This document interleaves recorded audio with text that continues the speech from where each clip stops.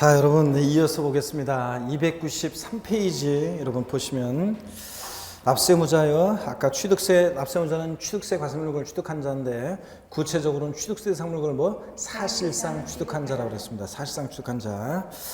그 다음에 동그라미 2번을 보시면 여러분 건축물의 조작 설비, 부대 설비에 속하는 부분을 주체구조부 취득자 이외자가 가설한 경우 주체구조 취득자 이렇게 되어 있는데요. 이게 어떤 거냐면 여러분이 어떤 건지는 이제 제가 그 메일 정리 노트 문제에서 정확한 이제 기본서 나오면 정확한 이 법조문이 나와 있고 그 시험에 출제됐던 26개 시험에 나왔던 그 지문이 그대로 이제 들어 있어요, 여러분들이. 그래서 보게 될 건데 어떤 건 이런 거예요. 예를 들어서 여러분요, 우리가 제가 옛날에 강의했던 어떤 곳 건물은요 5층이에요. 학원이 5층인데 예전에 한 9년 전, 그런 때 제가 강의한 곳인데 서울 청량리 역광장 건너편에 미주상가라고 있어요. 그 미주상가가 아주 오래된 거라, 혹시 아시는 분이 계시겠지만 그 5층인 건물인데 엘리베이터, 지금은 어떻게 되는지 몰라요. 제가 그 이후로 가본 적이 없어가지고. 근데 예전에 하여튼 5층 건물이었는데 엘리베이터가 없었어요. 그래가지고 지금은 우리가 지하철역마다 에스컬레이터라든가 엘리베이터 이렇게 몸이 불편한 분들을 위한 그 편의 시설이 잘 돼 있어요. 그런데 그 당시에는 지하 청량역에서 아침에 제가 이제 출퇴근할 때 지하철 이용하고서 이제 다녔었는데 처음에는 지하 청량역에서 내려요. 그 다음에 에스컬레이터 이런 거 없어요. 계단을 연락에 뛰어가지고 아침에 막 시간 촉박할 때 뛰어가지고 지상에 올라와요. 그럼 지상에서 학원까지 또 뛰어요. 그 다음에 여기서 숨을 몰아쉬고서 1층부터 다시 5층까지 뛰어 올라가요. 자, 그래가지고, 그러니까 여유있게 그래, 미안해. 여유있게 다녔어야 되는데, 그게 여유있게 꼭 안 되더라고. 꼭 그냥 시간에 촉박하게 꼭 되더라고. 그래가지고 학원 시간, 강의 시간 맞춰가지고 연락에 또 뛰어 올라가잖아, 5층 도착. 그러면, 강의를 못해요. 한 10분 정도는, 별이 막 빙빙 돌고, 아침마다. 그래가지고 강의 못하고 그랬어요. 여기 엘리베이터라든가, 나중에 이제 우리가 기본서 나오면 자세히, 우리가 기본서 나왔을 때, 기본서 강의할 때 말씀드릴 건데, 엘리베이터라든가 에스컬레이터 같은 이런 건축물의 조작 설비, 부대 설비에 속하는 부분들이 있죠. 이런 것들이 가설이 되잖아요. 이 건물에 가설이 됐을 때는 건물과 일체가 되는 이런 것들은 일정한 경우에 취득세 대상이 되는 경우가 있어요. 이 건축물을 개수한다고 하는데 하여튼 이런 것들을 엘리베이터, 에스컬레이터 같은 부대 설비 이런 것들을 가설을 했어요. 그래서 가설을 해서 건축물과 일체가 되어져요. 그럴 때 이 주체구조부 취득자, 건물주, 주체구조부 취득자, 주체구조부 취득자 그러면 이제 건물주를 얘기하는 거예요. 취득자가 대개는 이런 것들을 가설하는 게 일반적입니다. 그렇죠? 가설하는 게 일반적이에요. 그런데 가설한 자하고 일치하는 게 일반적이에요. 그런데 자, 여기 주체구조부와 달리 다른 임차인이에요. 이 학원 원장님이 도저히 안 되겠다. 사람들 여성 수강생들의 원성이 자자해. 내 다리를 무다리로 만들 것이냐 이러면서 그래가지고 엘리베이터를 가설했어요. 그래서 가설한 자와 주체구 취득자가 일치하지 않을 때요. 이럴 때 세금을 누구한테 귀속시킬 것이냐. 취득세, 이 엘리베이터, 에스컬레이터 같은 건축물의 조작 설비, 부대 설비에 속하는 부분에 대한 이 취득세 납세무자는 누가 될 거냐는 건데, 자, 법령에 이렇게 돼 있어요. 지금 우리는 자세히 안 나왔는데 법령에는 이렇게 돼 있어요. 주체구조부 취득자 이외자가 이런 것을 가설했을 때는 취득세 납세무자는 주체구조부 취득자가 함께 취득한 것으로 간주한다 이런 표현이 나와요. 주체구 취득자가 함께 취득한 것으로 간주한다는 것은 이 주체구조부 취득자가 납세 의무자가 돼요. 가설한 자가 아니에요. 자, 근데 옛날 시험에서 건축물의 조작 설비, 부대 설비에 속하는 부분을 주체구 취득자 이외자가 가설한 경우에 가설한 자를 납세 의무자로 한다. X고 예규에 보면 법령에는 주체구 취득자가 함께 취득한 것으로 간주한다고 돼 있는데 법령에는 근데 우리가 예규에 보면 이럴 때는 주체구 취득자, 건물주가 납세 의무자가 된다는 예규가 있습니다. 그래서 납세 의무자는 주체구 취득자가 돼요. 가설한 자가 아니다. 그래서 이번 시험에서는 26개 시험에서는 취득세 납세 의무자에 관한 설명으로 옳은 것은 지문에서 어떻게 문제가 나왔냐. 자, 지문 정답 지문이 이거였어요. 옳은 게. 자, 그대로 나왔어요. 자, 보세요.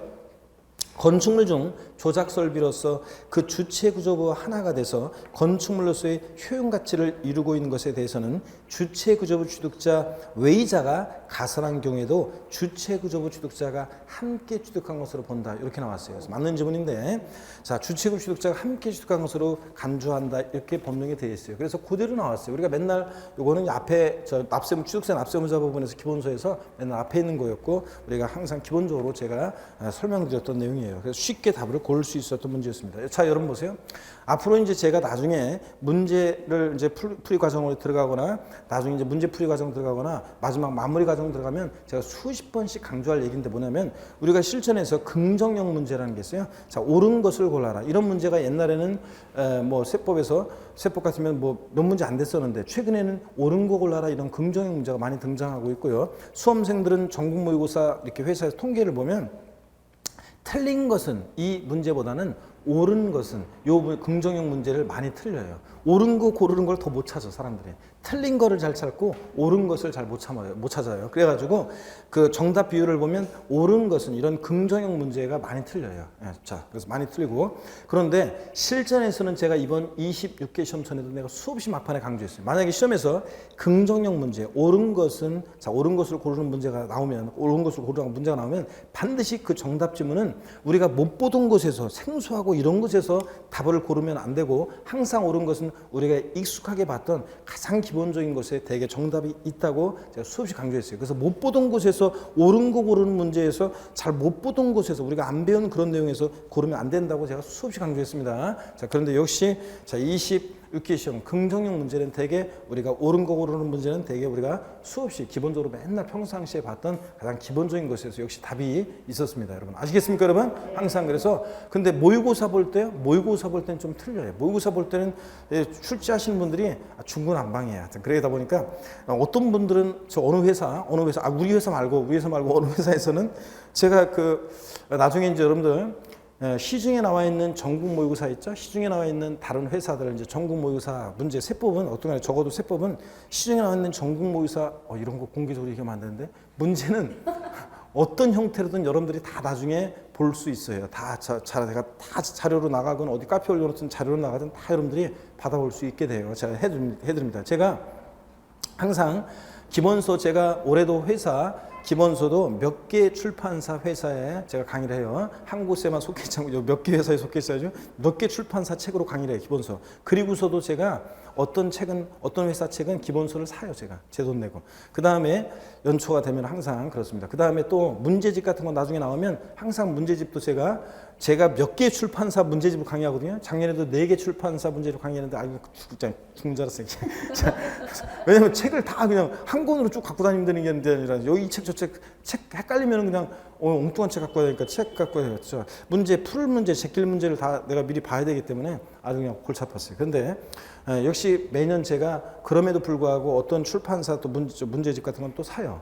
그래서 또 봐요. 그래서 좋은 문제들을 다 여러분들이 응용해서 다 받아볼 수 있도록 합니다. 전국 모의고사도 제가 항상 서점 가서 있잖아요. 나중에 되면은 다 사요. 그래가 전국 모의고사 사가지고 문제 쭉 훑어보면서 제가 여러분께 내드리는 문제하고 중복되지 않은 그런 좋은 문제가 있으면 그런 것들도 다 참조해서 여러분 응용해서 다 받아볼 수 있게 합니다. 아셨죠, 여러분? 그래서 다 이렇게 해요. 그런데 전국 모의고사 문제를 보다 보면 자 어떤 회사 문제는 제가 이 출제한 분의 모의고사 출제위원 자격을 박탈해 고 싶은 심정이 있는 그런 분들이 많아요. 이 모의고사라는 것은 나중에 여러분 제가 또 말씀드리겠지만 모의고사 본 점수에 실망할 필요 없어요. 수많은 수험생들은 전교 수험생들은 모의고사 점수에 일희일비하고 모의고사 점수가 안 나오면 2차 포기하고 시험 포기하고 이러는데 그러면 안 돼요. 모의고사는 출제하는 사람이요 중구난방이에요. 원래는 난이도에 맞춰서 이렇게 출제를 어느 정도 해야 되는데 또 그 과정이 이렇게 1, 2월 달에 기초이론 배우고 있는데 제가 문제를 보면요 5, 6월 달에나 심화이론이나 배워야 되는 그런 내용들을 막 출제한단 말이지. 그런 건 안 되는데도 막 그렇게 출제해요.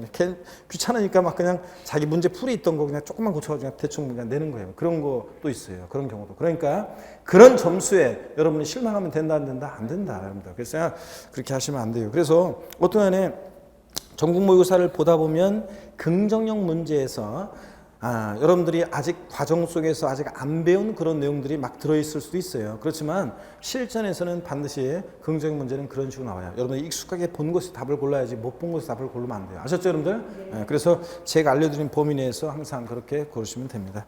자, 여러분 그렇게 해서 문제가 나왔고, 그 다음에 동그라미 2번이요. 그래서 주체구조 취득자가 납세무자가 되고 함께 취득한 것으로 간주한다는 말은 주체구조 취득자 가설한 자 X입니다. 그래서 주체구조 취득자 옆에다가 동그라미 2번 주체구조 취득자 옆에다가 가로 열고 가설한 자 X예요. 가로 열고 가설한 자 X 가로 닫고요. 이렇게 해놓으세요. 가설한 자 아닙니다. 가설한 자로 바꿔낸 적이 있습니다. 옛날 시험에. 그 다음에 나머지 내용들은 나중에 배울 건데 동그라미 4번입니다. 상속으로 취득하는 경우. 우리가 상속은 아까 무상 취득도 취득세 과세된다고 그랬죠? 네. 취득령에. 그래서 상속으로 취득한 물건이 취득세 대상에 해당하면 상속세를 냈든 안 냈든 취득세가 부과되는데, 그럴 때 상속으로 취득한 자산은 누가 납세무자가 되냐? 상속인 각자가 납세무자입니다. 우리 대한이 민국이 만세라는 사람이 있어요.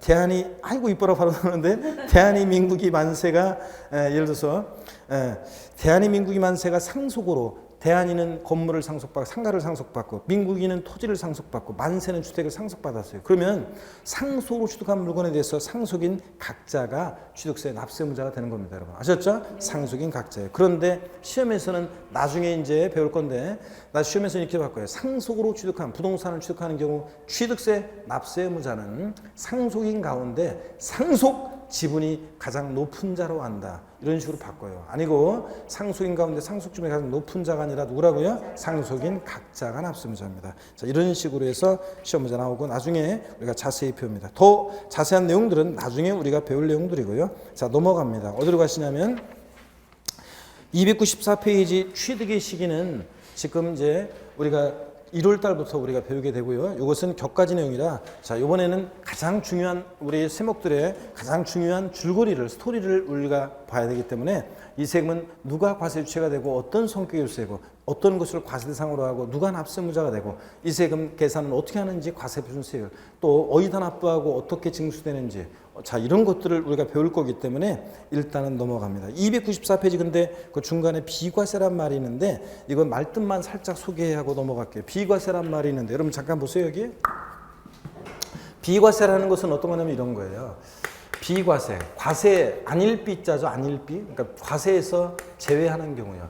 과세하지 않는 경우가 있어요. 자, 그리고 우리가 또 감면이란 말이 있어요. 감면. 깎아주고 면제하고 감면이란 말이 있습니다. 우리가 그래서 비과세와 감면이 뭔지 용어 설명을 잠깐 드리겠습니다. 여러분 비과세라는 것은 과세에서 제외하는 건데요. 얘는요 세금 계산조차 하지 않아요. 비과세로 규정되어 있으면 세금 계산조차 하지 않습니다.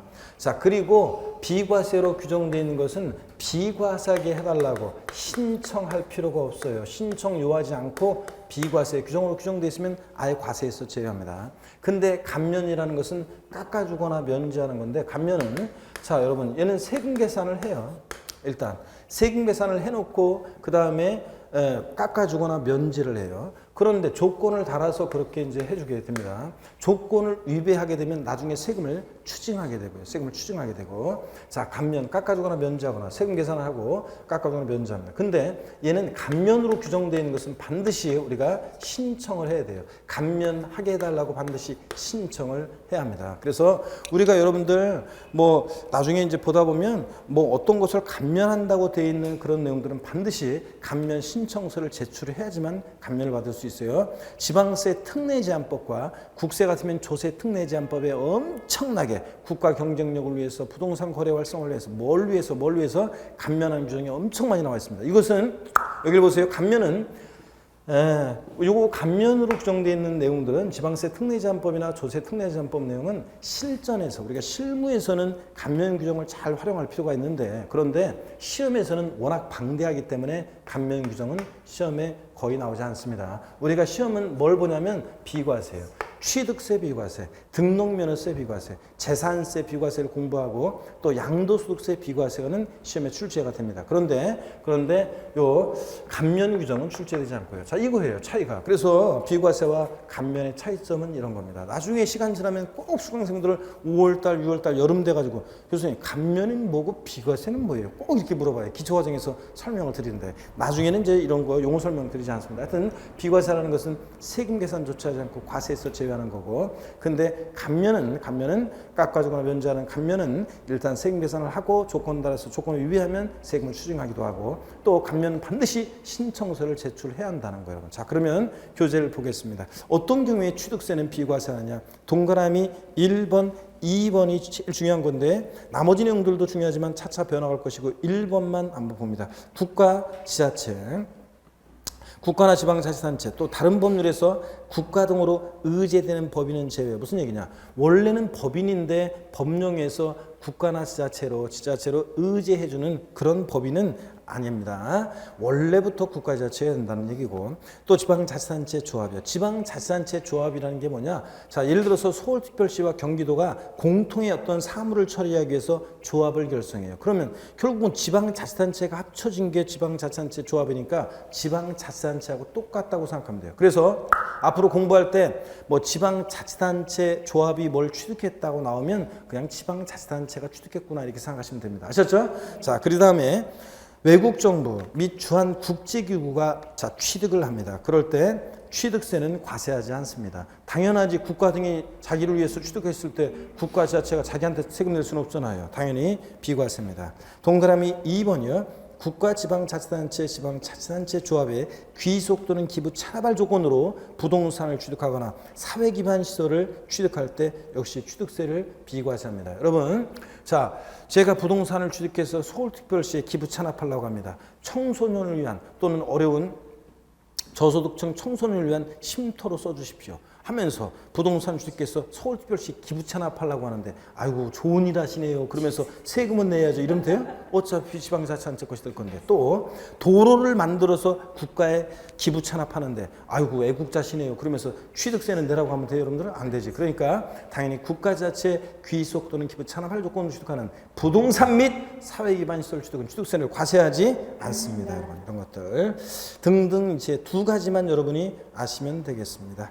자, 그래서 두 가지만 아시고, 단 귀속 등의 조건 불이행 시 제외. 당연하지. 귀속하겠다고 세금만 취득세만 비과세 받고 나중에 귀속 안 해주면 안 되잖아요. 그럴 때는 당연히 과세가 되는 거고요. 자, 이렇게 해서 동그라미 1번, 2번 국가 등이 자기를 위해서 취득하거나 그럴 때 취득세 비과세한다는 거 아예 과세에서 제외합니다. 여러분 아셨죠? 이런 정도 아시면 되고 나머지 내용들은 지금 알 수 없는 내용들이 있기 때문에 볼 필요가 없습니다. 취득의 시기는 자 시험에 의미가 있고 예전에 틈틈이 출제가 됐던 내용이지만 지금 이것은 나중에 우리가 격과지이기 때문에 나중에 배우기로 하고요. 자, 295페이지 과세 표준입니다. 자, 취득세에서 또 다른 세금들도 제일 중요한 게 세금 계산을 어떻게 하느냐, 이게 제일 중요하다고 그랬습니다. 그죠? 그래서 세금 계산을 어떻게 하느냐, 요 과세 표준에 대한 것을 좀 설명드리면서 용어를 좀 말씀을 드리고 이렇게 가겠습니다. 여러분 여기 봅니다. 자세한 내용들은 이제 우리가 다음에 1월부터 우리가 3, 4월, 5, 6월에 걸쳐서 계속 배워나가겠고요. 오늘은 대체적인 용어만 좀 알고 가시면 되겠습니다. 여기 봅니다, 여러분. 우리가 세금 계산을 어떻게 하냐면 이렇게 해요. 과세 표준이라는 게 있어요. 과표. 과세 표준이라는 게 결정이 되면 곱하기 세율을 합니다. 법에 정해진 세율을 곱해서 우리가 산출세액을 구합니다. 지방세나 국세나 세금 계산은 다 이렇게 한다고 그랬잖아요. 자, 그래서 이 과세 표준이라는 것을 어떻게 결정되는지 이것을 말씀을 드리겠습니다, 여러분. 제가 지난주에 겁나게 빠른 닭 얘기해 드렸나요? 겁나게 빠른 닭 얘기해 드렸어요? 안 해드렸어요, 제가? 겁나게 빠른 닭을? 아이고. 자, 겁나게 빠른 닭. 안 했어요? 어느 젊은 애가 그 스포츠카를 몰고서 한적한 지방도로를 막 이렇게 드라이브를 즐기고 있는데 갑자기 어떻게 백미러를 보니까 뒤에서 엄청나게 빠른 뭔가가 쫓아와. 그래서 뭐야 딱 보니까 닭 있잖아요. 닭이 엄청난 속도로 자기 자동차를 앞질러서 막 가고 있어요.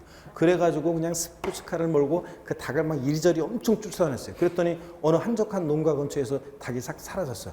그래가지고 차를 세워놓고 갔더니 농가에 할아버지가 일하고 계셔요. 할아버지 겁나게 빠른 닭 보셨어요? 그랬더니 할아버지가 고개를 끄덕끄덕하면 할아버지 그 닭 있잖아요. 그 겁나게 빠른 닭 저한테 파세요. 그랬더니 할아버지가 하고 대꾸도 안 해. 예. 그래서 아유 막 팔으라고 하는데 자꾸 대꾸도 안 하고 쳐다보고 보군요 대꾸. 그래서 대꾸도 안 해서 열받아가지고 할아버지 그닥 얼마 주면 파실 거예요. 그랬더니 할아버지가 뭐라 그래요? 잡혀야 팔지. 씨. 그래서 원래 요거는 뒤에 욕이 들어가야 돼.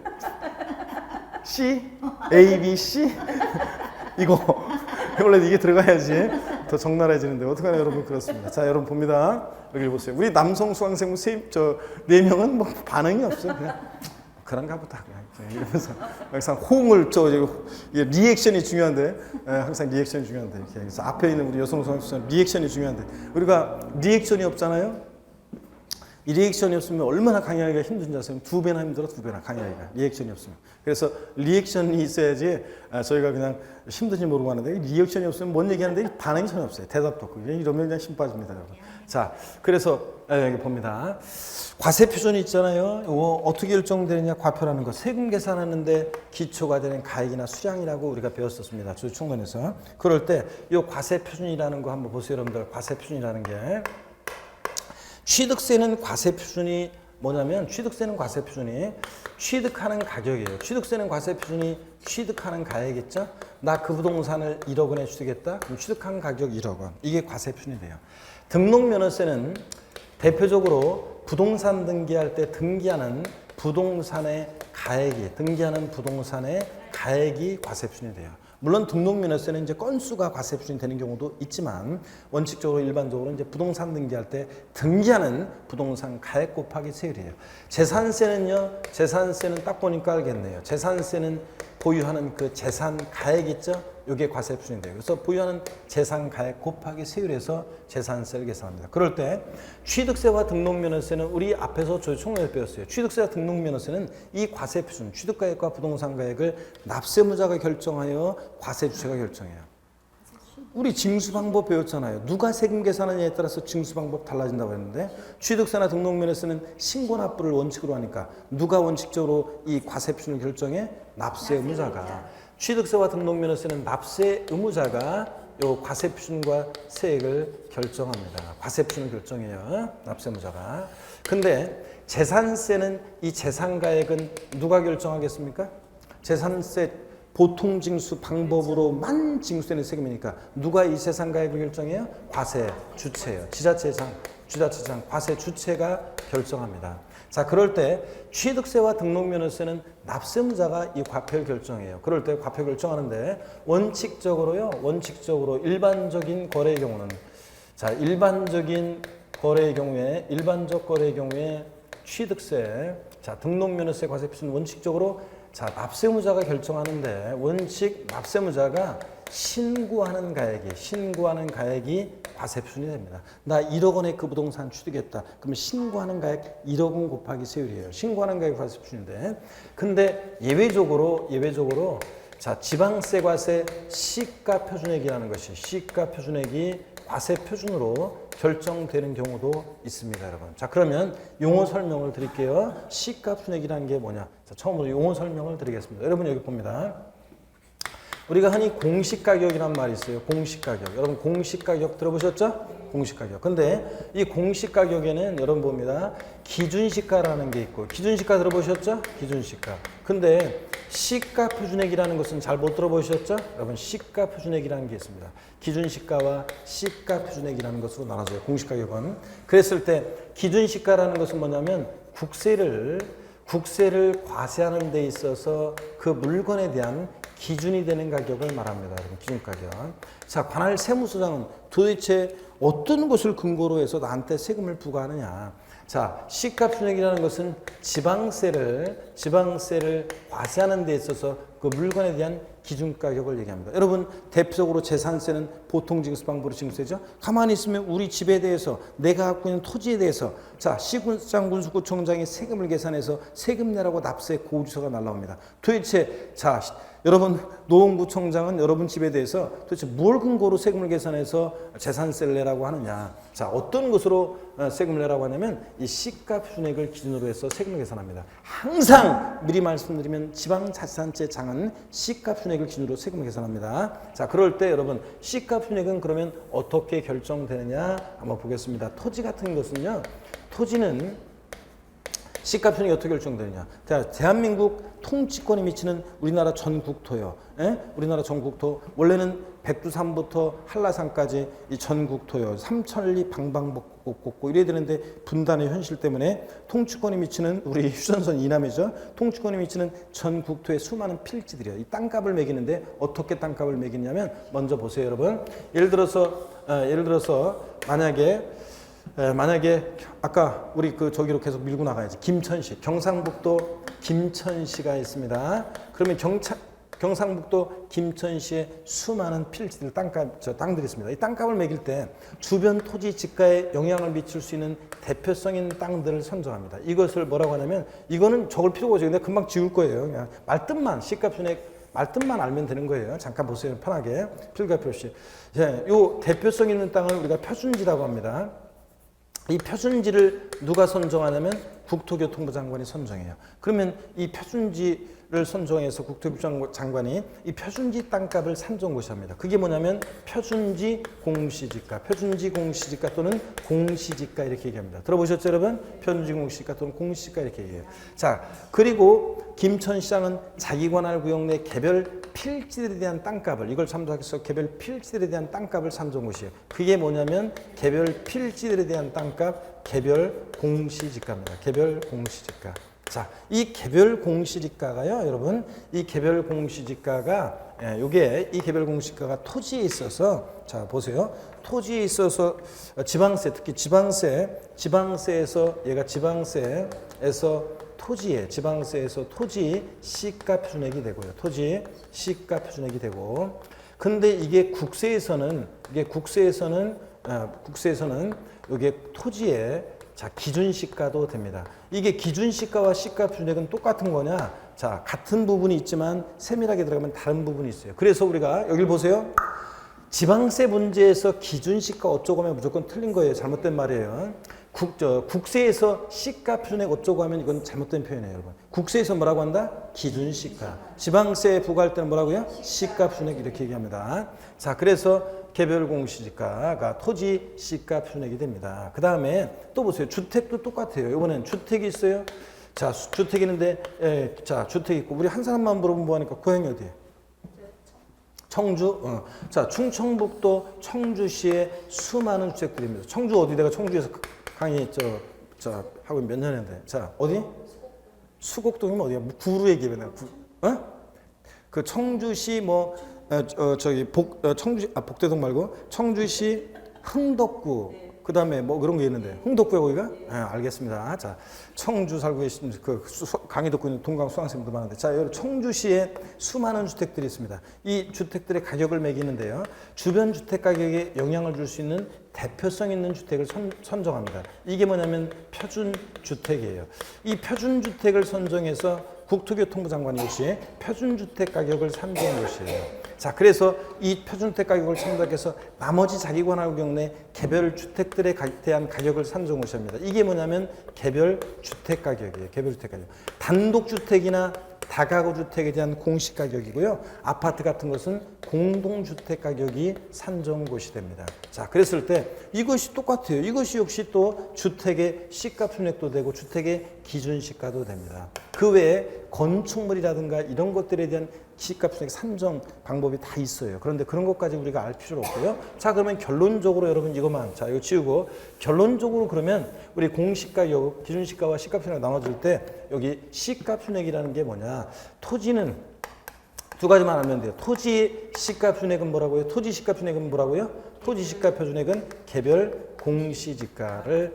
공시지가를 우리가 말하고요. 이게 토지 시가 표준액이에요. 그 다음에 주택에 있어서 주택의 시가 표준액은 뭐라고요? 개별 주택 가격 또는 단독주택이나 이건 다가구 주택에 대한 가격이고 공시 가격이고, 아파트 같은 것은 공동주택 가격이요. 이것이 주택의 뭐가 되느냐? 시가 표준액이 됩니다. 자, 그러면 요거만 알면 돼요. 시가 표준액이라는 것은 지방세를 과세하는데, 시가 표준액은 뭐냐? 지방세를 과세하는데 물건에 대한 기준 가격이다. 지방자치단체장은 항상 세금을 계산할 때 무엇으로 세금 계산하느냐? 시가 표준액을 기준으로 세금 계산합니다. 자, 그러면 여기 보세요. 자, 원칙은 납세무자가 신고하는 가액이 과세 표준이 되는데, 자, 근데 예외적으로 지방세, 과세, 시가 표준액이 과세 표준으로 결정되는 경우가 있어요. 어떤 경우에 그러냐면 자, 납세무자가요, 무신고요. 신고하지 않아요.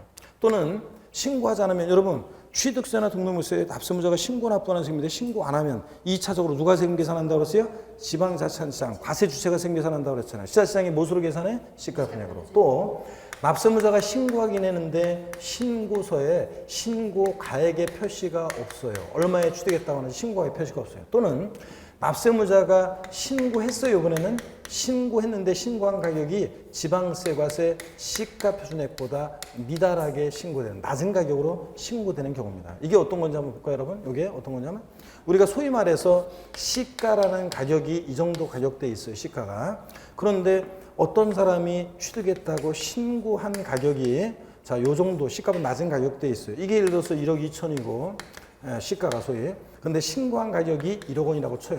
그런데 지방세 과세 신고한 가격이 죄송합니다. 시가 표준액이요. 시가 표준액이 1억이라고 하겠습니다. 지방세 과세 시가 표준액이 예를 들어서 1억 원이라고 할게요. 자, 그런데 소위 말해서 여러분 여기 봅니다. 시가 표준액이라는 것은 이 공시 가격은 소위 시가의 7, 80% 선에서 결정된다고 얘기를 합니다. 공개적으로. 자, 정부에서 그렇게 얘기해요. 시가 표준액은 시가의 7, 80%를 반영했다. 이렇게 얘기합니다. 그런데 실질적으로 사실 대부분 보면 이렇게 반영되는 지역도 있지만 대부분 또 보면은 또 있잖아요. 터무니없이 맞아요. 여러분 의심스러우면 여러분 집 재산세 고유서를 한번 뒤져가지고 여러분 그 주택 가격에 대해서 얼마의 시가 표준액이 공시되는지를 한번 보세요. 재산세 고유서 보면 나와 있어요. 그럼 보면 예를 들어서 우리 집 시가가 1억 정도 된다. 자, 그러면요. 이 공시 가격은 시가 표준액은 한 뭐 6천만 원, 5천만 원, 심지어는 뭐 4,500만 원에 이렇게 낮게 돼 있어요. 열받지. 그래 당장 쫓아가지고 시군 때가지고 뭐야 우리 집 시가 표준액이 왜 이렇게 낮아? 그래서 그거를 만약에 아파트 주민들이 으쌰으쌰해서 그거를 올려놓는다? 그럼 바보들이지. 왜냐?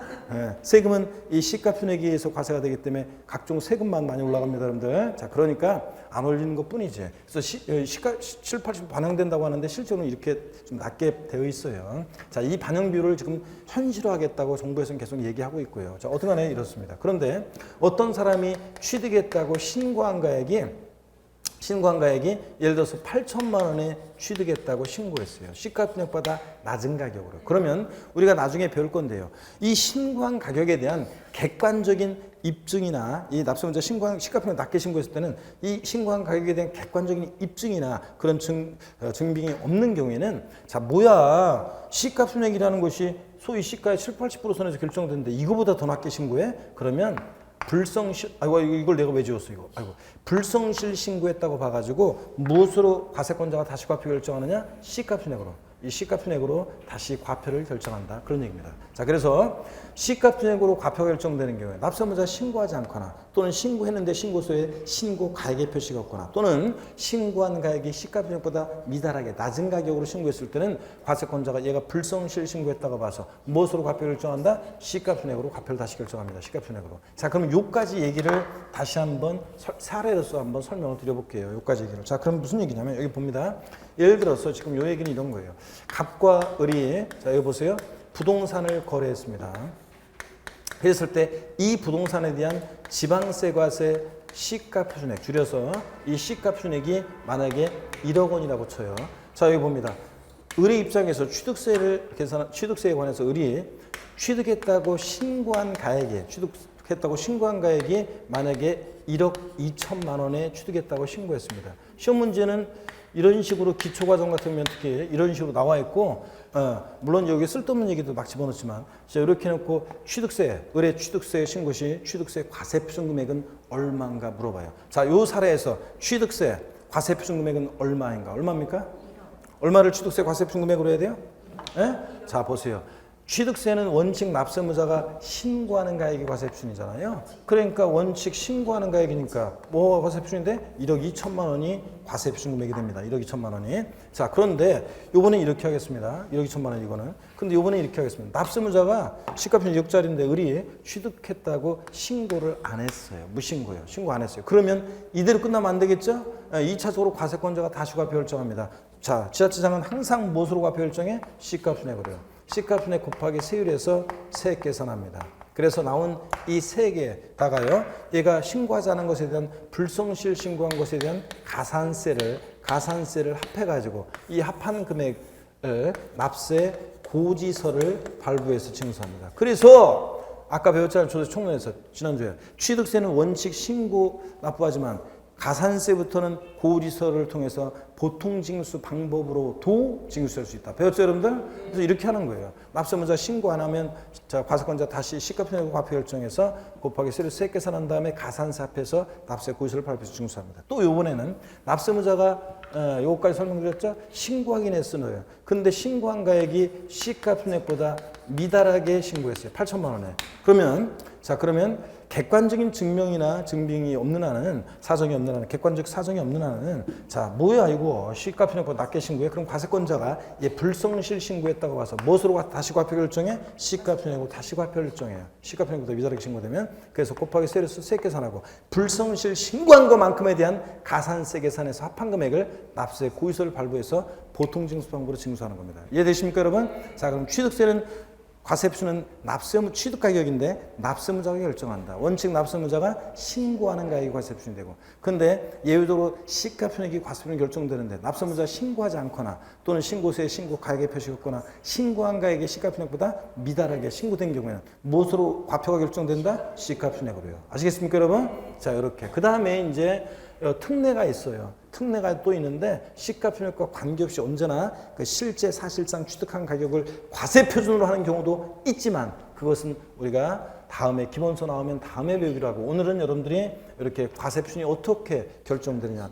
취득세 과세표준은 취득가액인데 등록물세도 그렇고 납세문자 신고 납부하는 세금이니까 납세문자가 결정한다. 납세문자가 원칙 신고하는 가액, 예외적으로 이런 경우에는 시가표액으로 과표가 결정된다더라. 시가표액이라는 건 뭐냐? 지방세를 과세하는데 물건에 대한 기준가격을 말한다. 아셨죠, 여러분? 이 정도만 이번 수는 아시면 돼요. 교재 295페이지 보겠습니다. 과세표준은 취득세 과세표준은 취득 당시 가액이 기준인데 원칙 취득자가 신고한 가액을 말합니다. 주택거래 신고적 내 거래에 관한 얘기는 지금 신경 쓸 필요가 없어요. 어떤 거죠? 이거 공법에 좀 배워야 되니까. 예외 납세문자가 신고 또는 신고가액 표시가 없거나 신고가액의 시가표준액보다 적을 때는 무엇으로 과표 결정된다? 시가표준액으로요. 그 다음에 특례가 있어가지고 시가표준액과 상관없이 언제나 사실상 취득가액을 과세표준하는 객관적인 취득이 있는데 이건 우리가 나중에 배우게 됩니다.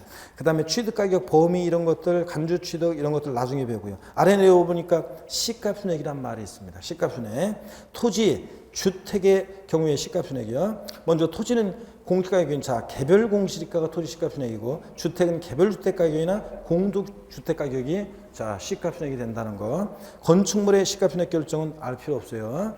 그 다음에 면세점이라는 게 나오는데, 면세점은 뭐냐면 세금을 면해주는 점이에요. 나중에 자세히 배울 건데, 취득세는 세금을 면해주는 점, 면세점이라는 게 있는데, 취득 가격이요. 산출세가 아니라 취득 가격이 얼마요? 50만 원. 이 일대 취득세를 과세하지 않습니다, 여러분. 자, 그러니까 면세점이라는 게 어떤 건지 나중에 기본서 나오면 또 배워요. 오늘 요까지만 진도 나갈 거니까 자 집중해서 보세요. 면세점은 말 그대로 면세점은 세금을 면해주는 점인데, 과세표준 금액이요. 과세표준 금액이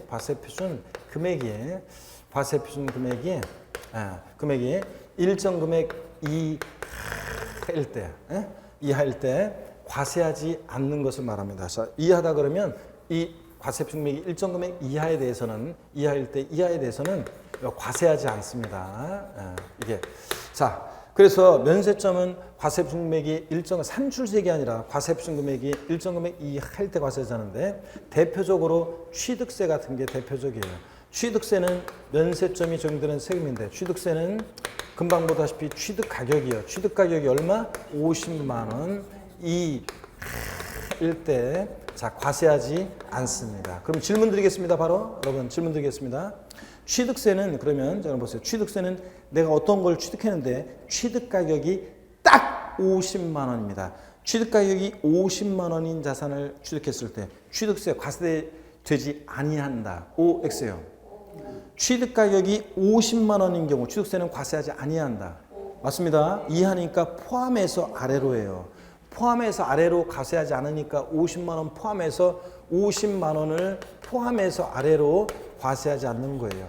이게 지금 얼마냐면 50만 원이에요. 그러니까 50만 원, 자, 포함해서 과세하지 않는 거니까 50만 원 면세점입니다. 취득세는. 아셨죠, 여러분들? 시험에서는 취득세 산출세액 50만 원 이하는 과세, 산출세액이 아니라 가액이 과세 기준이니까 취득세는 취득가액이 50만 원 이하일 때 과세하지 않습니다. 재작년에 나왔던 것이 취득가격이 100만 원인 경우에 취득세를 과세하지 아니한다.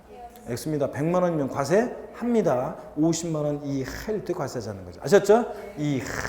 미만으로 바꾸면 틀려요. 면세점이란 과세 표준 금액이 일정 금액 미만인 경우 과세하지 아니한다. 아니고보다 이하일 때 과세하지 않는 것을 말합니다. 여러분. 자, 이런 얘기. 그래서 요걸 배웠습니다. 요까지 했고요. 오늘 진도는 요까지 나가고 다음 시간에 세율에 대한 것을 자 보시면 되는데 아이고 근데 끝나는 거 아니에요. 복습은 하고 가야지. 우리가 복습은 하고 가야지. 자, 여러분 봅니다. 오늘 배운 것을 복습을 한번 해보고 마치도록 합니다. 복습은 해야지. 여러분 저를 보세요. 오늘 뭘 배웠느냐? 우리 지방세 취득세예요.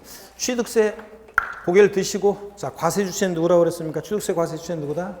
특광도, 특별시, 광역시, 도입니다. 그 다음에 취득세는 어떤 성격의 세냐? 자, 취득세 뭐 행위세고 유통세고 쪽이 나오지만 그런 거 뭐 읊는과세 이런 건 학자들 얘기하는 쓸데없는 거고. 자, 취득세는 물세예요, 인세예요? 취득세는 물세입니다. 물건별로 각각 어떻게 한다? 개별 과세한다는 특징이 있다 그랬습니다. 물세고 지방세 주요 세 개 세목은 물세, 종부세, 양도세, 인세, 합산과세고 중간에 딱 껴있는 재산세만 원칙 물세인데 예외적으로 토지 경우만 인세 성격이 있다. 양다리 걸쳤다고 그랬죠?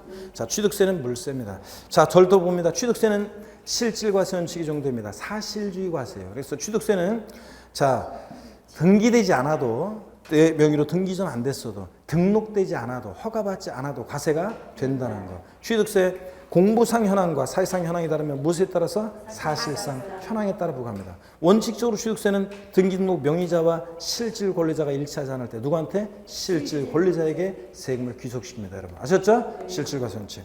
또 취득세 납세지요. 세금 계산하는 거 납부하는 납세지 관할은 지방세는 납세지가 어디라고 그랬습니까? 물건 소재지.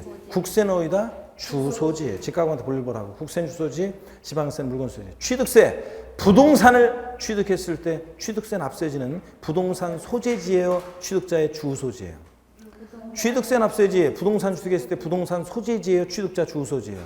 부동산 소재지를 납세지로 합니다. 여러분 아셨죠? 저 얘기고 그 다음에 자, 또 봅니다. 회원권, 골프회원권 같은 회원권은 물론 그 시설 소재지를 납세지로 하는 경우도 있습니다. 취득세 과세 대상 어떤 걸 취득했을 때 부과되느냐는 다음에 스토리를 통해서 스토리텔링으로 자세히 배우기로 하고 오늘은 토지, 건축물, 뭐 차량, 기계장비, 항공기, 선박, 어업권, 광업권, 임목 같은 것들 또 회원권 중에서는 골프, 콘도, 종합지역시설, 승마, 요트회원권 같은 것들입니다. 그냥 참고적으로 보시면 돼요. 오늘은. 자, 그 다음에 나중에 자세히 배우고 또 취득세는 취득에 부과하는 세금인데 취득이 뭐냐 누가 물어보면 한마디로 취득세 취득은 뭐라고 그랬어요? 사실상 소유권 취득이라고 그랬습니다. 사실상 취득만 하면 돼요. 등기 등록과 무관하게 과세가 됩니다. 등기 등록을 이행한 경우에 하나요 취득세가 과세된다?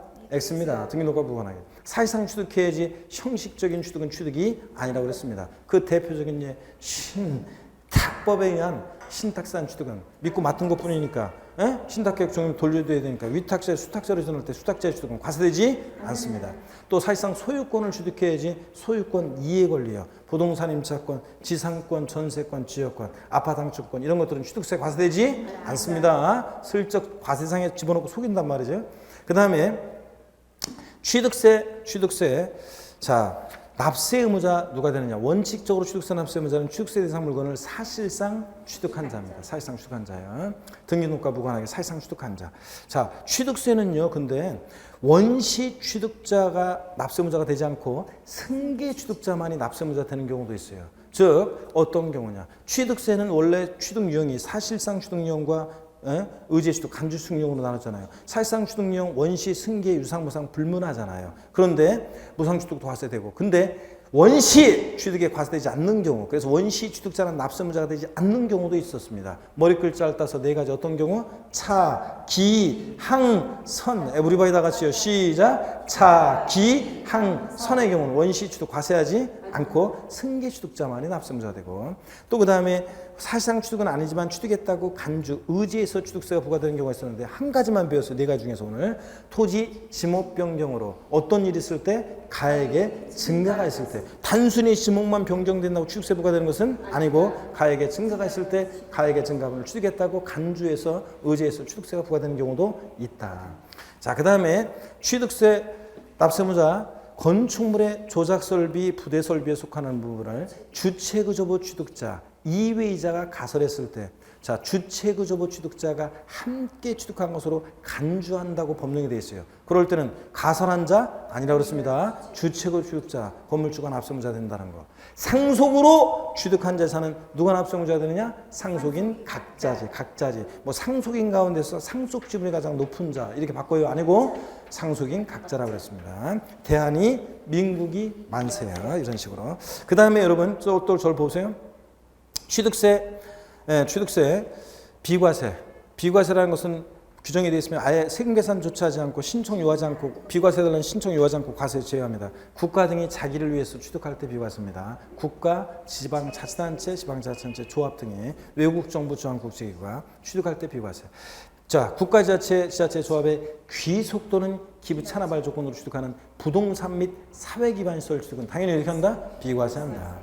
그 다음에 또 여러분요, 취득세 세금 계산은 어떻게 할 거냐는 건데, 과세표준 곱하기 세율에서 산출세 구할 때 취득세 과세표준은 취득가액인데 납세무자가 결정한다, 과세권자가 결정한다, 납세무자가 결정한다. 원칙 납세무자가 뭐라고 써요? 취득 당시 신고하는 가액이 과세표준이 돼요. 근데 납세무자가 신고하지 않거나 또는 신고한 가액이 시가표준액보다 낮게 미달하게 신고됐을 때는, 자, 불성실을 신고했으니까 지자체장이 다시 과표 결정합니다. 지방자치단체장은 항상 무엇으로 과표 결정한다? 시가표준액으로 과표 결정한다. 자, 이렇게 해서 이런 게 시가표준액으로 과표 결정됩니다. 시가표준액이라는 것은 지방세를 과세할 때 물건에 대한 기준가격이다. 토지 시가표준액은 개별 공시지가고, 주택의 시가표준액은 개별 주택가격이나 공동주택가격을 말한다. 건축물에 대한 시가표준액 결정 어떻게 되는지는 몰라도 됩니다.